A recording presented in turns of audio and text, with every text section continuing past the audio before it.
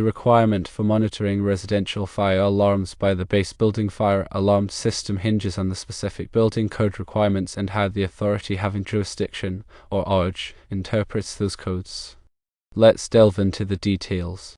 Firstly, we have the International Building Code, or IBC, Section 907.26, which states that smoke alarms in dwelling units and guest rooms shall be interconnected to an audible alarm device located outside the unit and monitored by a building fire alarm system. Secondly, we turn to the National Fire Protection Association, or NFPA, 72, National Fire Alarm and Signaling Code.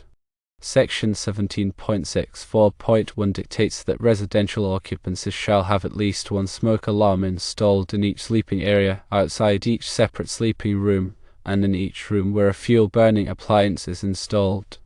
Section 17.64.9 further states that residential smoke alarms shall be interconnected so that the actuation of one alarm will cause all alarms on the same level and all alarms on interconnected levels in the residence to enunciate.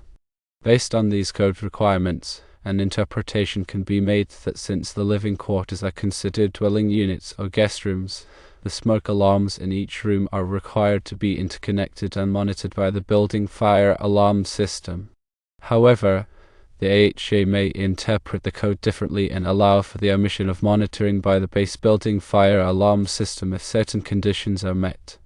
For example, the living quarters are fully separated from the administrative functions of the building by fire-rated construction, and the residential smoke alarms are interconnected and enunciate in a common location within the living quarters only. While the AHJ has the final say, it is generally recommended to monitor the residential smoke alarms by the base building fire alarm system for several reasons.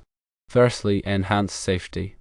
Monitoring by the base building fire alarm system ensures that a fire in the living quarters will be detected and reported to the fire department, even if the occupants are absent or incapacitated. Secondly, code compliance. Monitoring the residential smoke alarms by the base building fire alarm system ensures compliance with most building codes and NFPA 72. Thirdly, simplified maintenance. It is easier and more efficient to maintain and test a single fire alarm system rather than multiple independent systems. In conclusion, it is prudent to monitor the residential smoke alarms in the living quarters by the base building fire alarm system unless the AHA specifically allows otherwise.